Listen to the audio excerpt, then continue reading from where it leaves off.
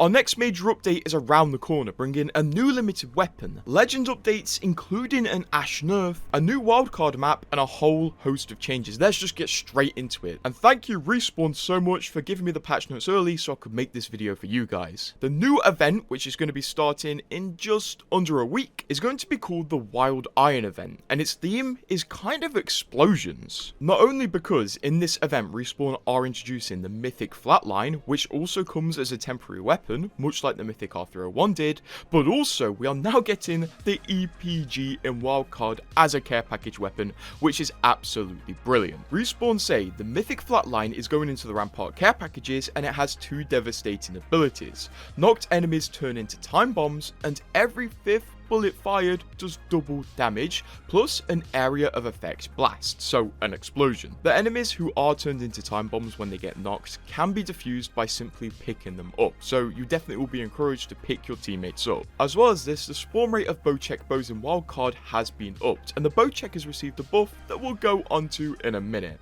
Also, Respawn are introducing new wildcards to Wildcard, so our current wildcards will be leaving and replaced with new ones. Let's take a look at the new wildcards. The first one is Good Doctor, where you revive teammates with additional health and shields. Another one is Extra Ordnance, where the player gains the ability to carry +1 ordnance. Another one is Grenade, where enemies damaged by explosions will be marked. Another upcoming wildcard is going to be very interesting. It's called Scent Packing, where Frag Grenade Knockback is increased, which means depending on how much the knockback increases, it might be viable to start grenades jumping. We also get another wildcard called Shields Up, where you gain epic level shields, so this is a permanent shield upgrade. Another one called Stowed Reload, where stowed weapons automatically reload after several seconds.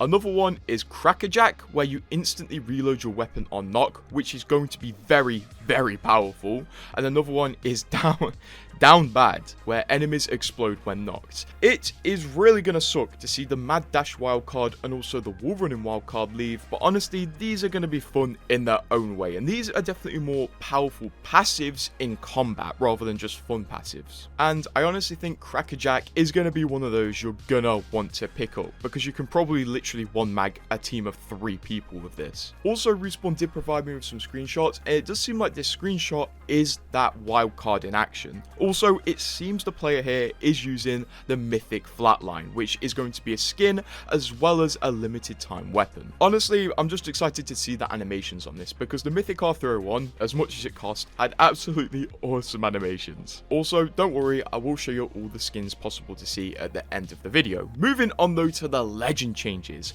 Mad Maggie has received the first round of changes in this update, which makes sense considering this is an explosion themed event. Respawn said Mad Maggie was effective in certain circumstances, but we wanted to give her a bit more reliability and team utility to compete against other legends. It's now easier to get your tactical and ultimate to go where you want them to go, and the fortified speed pads give her and her team stronger options to both push and rotate, and the new gun running upgrade allows her to have more flexibility in the close range weapons she can use effectively. So let's look deep into the ability changes. On her tactical, the Riot Drill, the firing animation is now sped up by 10%, and the drill comes out immediately after releasing the button instead of being delayed by a few frames. Over to her ultimate, the Wrecking Ball, the throw animation is sped up by 25%, and the Wrecking Ball is now more reliable at moving around and also over obstacles. Wrecking Ball explosions deal more damage to players, and they deal up to 25 damage from 20. Respawn also reduced the Wrecking Ball's lifetime to 7 seconds instead of 10, which might actually be a nerf, which makes the ultimate better.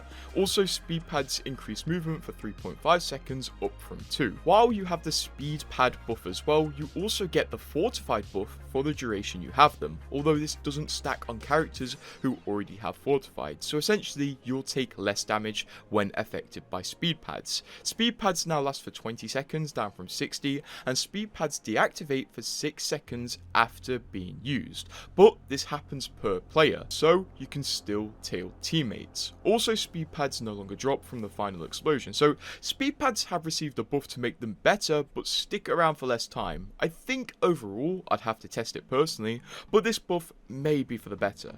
Over to her upgrades, shots has been removed and replaced with a new upgrade called gun running, where Maggie's passive movement speed increase now works with SMGs and pistols. The fireball perk also saw a slight rework, which is an upgrade to a wrecking ball that makes it drop magma patches along the ground as it moves, and Maggie takes 50% less fire damage from all sources. Pretty cool, to be honest. So that's Maggie with a bit of a rework to just make her a bit more reliable, which I think is what she needed.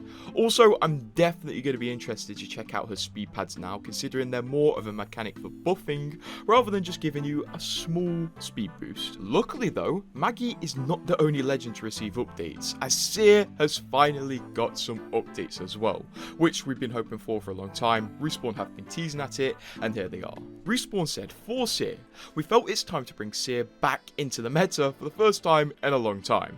By the way, his ranked pick rate is 0.1%. Respawn said he's been popular before, but the strength usually came at the cost of being extremely frustrating to play against. Flashbacks to the flashbang. We're aiming to have Seer to be fun to play with more in-combat power, while avoiding some of the issues that made him feel oppressive as an opponent. So over on his passive, Respawn have made the long view upgrade on his passive permanent, increasing the range from his passive/tactical to 75 meters from 50. Also, on his passive, there's now one constant heartbeat, instead of different beats for each enemy, which I'm going to have to see how that works. So I guess one squad is worth one heartbeat, I'm not really sure. Additionally, we have UI and audio pulse to indicate when heartbeat scans are happening. Also, directional waveforms are now taller or shorter depending on whether the enemy is closer or further when you're aiming, so you can just get a better idea of how far a squad is from you. And Respawn have just improved the visibility of his passive user interface. Over on his tactical, when activating the tactical with a gun out, reduced weapon holster time by 60%. So in that aspect, it's faster to scan when you're holding a weapon. Also, scanning someone with the tactical now gives Seer a speed boost for 4 seconds, so he can come and hunt you down. The scan duration for his tactical is now at 4 seconds from 2.5, and the slow duration is slightly up to 1 second from 0.5 seconds, and the silence duration is significantly reduced, now at 2.5 seconds instead of 8, which is brilliant. There was nothing worse than getting silenced by a Seer attack, it was just so annoying.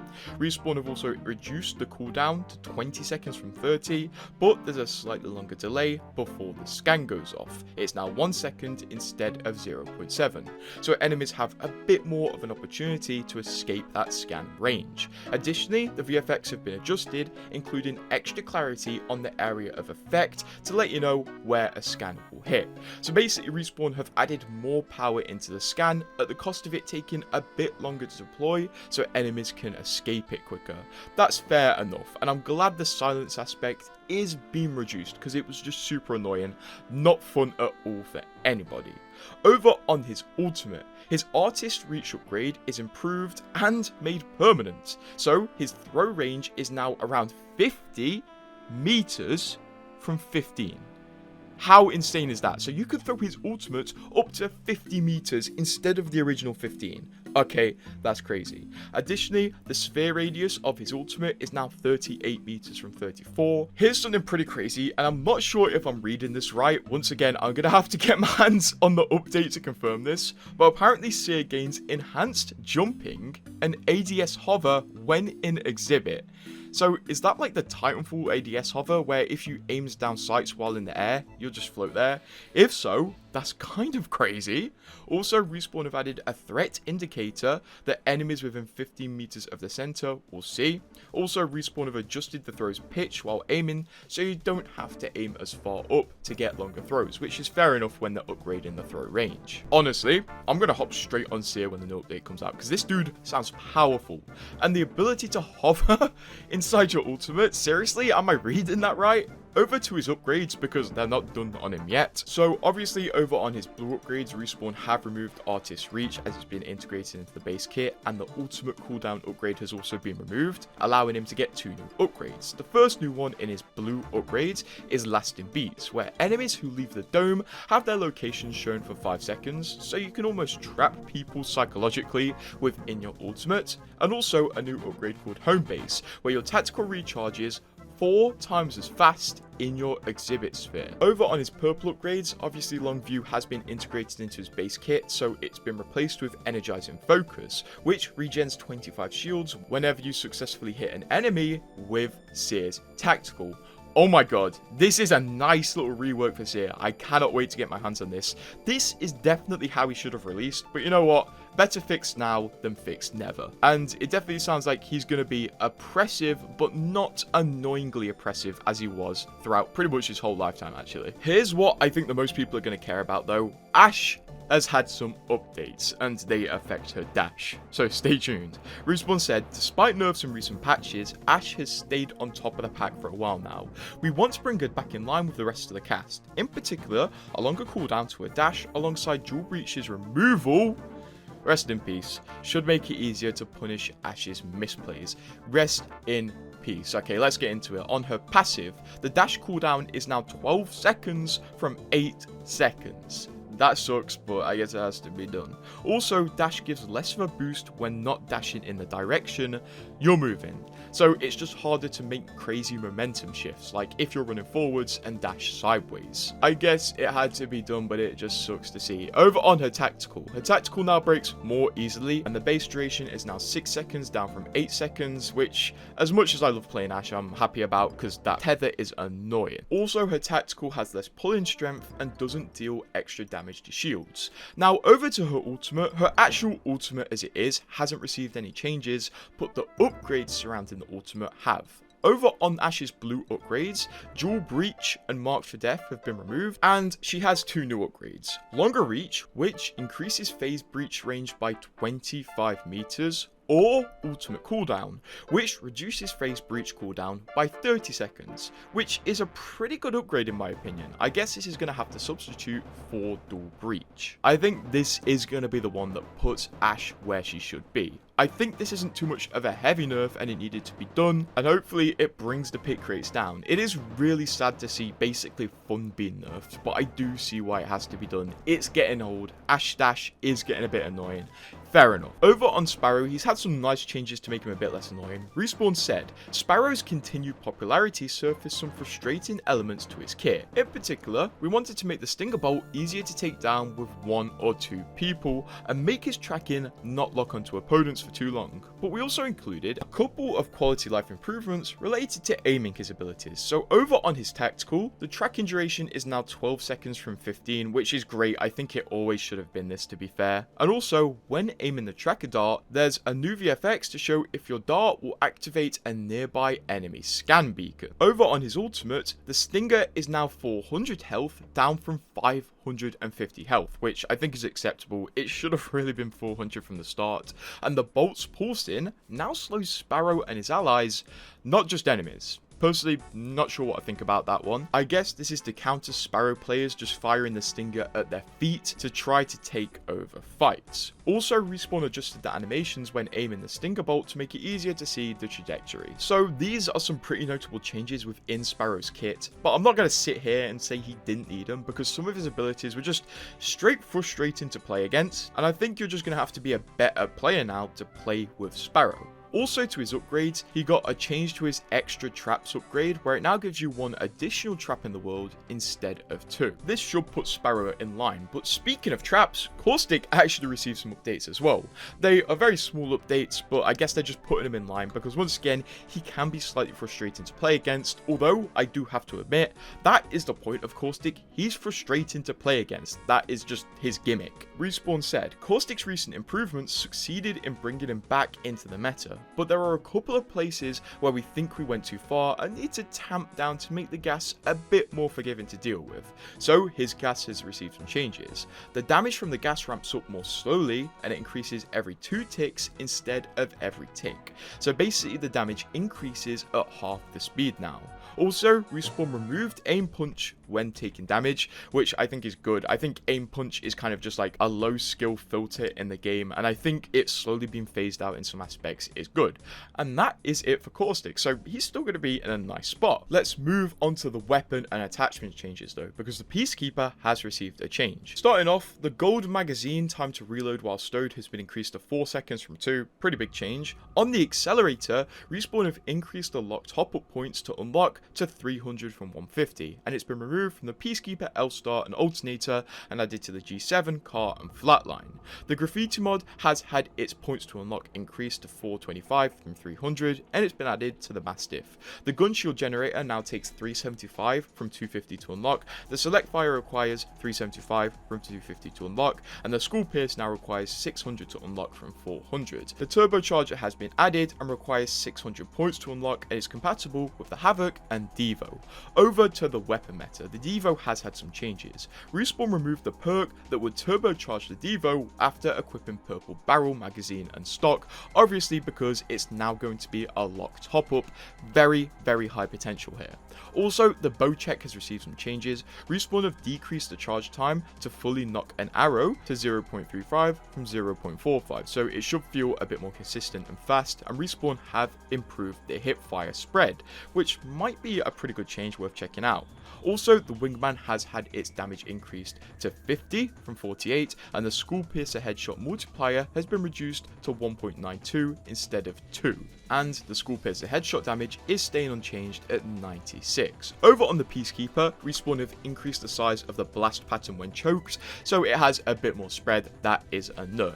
Over on the Mastiff though, Respawn have increased the delay before firing when drawing the weapon to better match other shotguns. But at the same time, it's getting the Graffiti mod, so it might be pretty powerful in the right hands. Over on the actual engine of Apex, it's apparently received some changes, especially on the optimization front. Respawn say Apex's shader count has been reduced by nearly 50%, improving performance and startup times, especially on PC.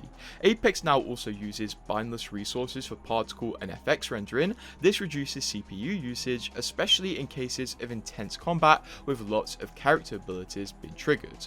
On PC, Respawn have fixed an immediate crash when booting the game if the player has an unknown display driver. An unknown display driver can sometimes be the result of uninstalling previous drivers. And onto the maps. This is where it gets interesting. In pubs and ranked, we have E-District, Kings Canyon and Olympus, so we can finally check out that new Kings Canyon lighting. But over on Wildcard, we have Kings Canyon Wildcard active from September the 16th to October the 14th. But then, from October the 14th until November the 4th, we have Kings Canyon Wildcard Night.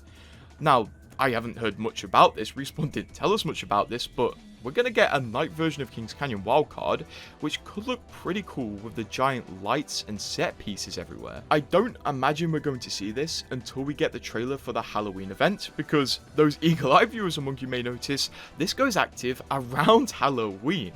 Pretty exciting stuff. And over in Mixtape, who cares about the maps? Let's look at the pictures Respawn gave me. So they only gave me 4 images, but we can see some new skins.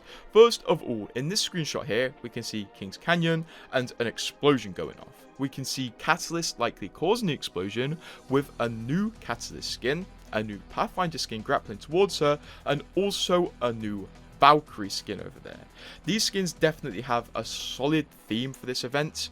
Another screenshot Respawn gave us was this screenshot of Maggie and Seer, the 2 legends with the most changes. We can see Seer's upgraded ultimate in the background, and Seer holding a new weapon skin, most likely available during this new event, and Maggie holding a new weapon skin, once again, most likely available during this event. Also, I think Maggie has the Magma upgrade, considering her ball is on fire. Additionally, we got a screenshot of the mythic flatline, which I'm not going to give my opinion on right now, because the main thing about the mythics really is the kill effects and also the brand new animations and Easter eggs within the items. Of course, the mythic flatline will be a limited time weapon as well as a skin, so we'll all get to test it out and have a good look at the skins. Over onto the final screenshot, which I showed earlier, we see a new lifeline skin, I do believe, because of the backpack, which is holding the new flatline, which is causing an explosion on some unknown character over there. I don't know who that is. And also we see a new conduit skin. I'm not really sure what you can call the theme of this event. It's called the Wild Iron event, but none of these skins look like wild irony or cowboy-y. Still, some of the skins are pretty nice. The lifeline one is very beautiful. I hope I do get that. But mostly, I'm just excited to use the limited time flatline explosive weapon. Honestly, this new update looks good. The seer changes look better though, because I can't wait to see if he actually has ADS hover. And also, I guess we have a Halloween event confirmed, considering we are getting a Halloween wildcard map. Hopefully, we get some Halloween themed wildcards. That could be interesting. If you are planning to buy anything from this event and want to buy Apex coins, use code GRRT because it supports the channel. You can use it on EA app or the EA web store, and also subscribe to keep updated with the Halloween event and this event.